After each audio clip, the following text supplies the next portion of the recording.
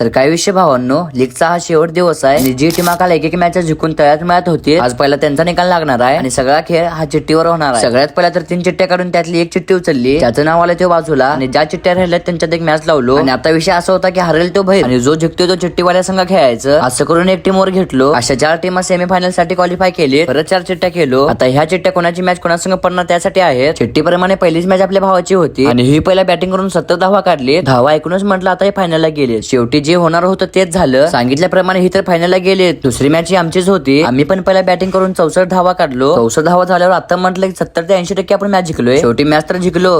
फायनलला दोघं आला आम्ही.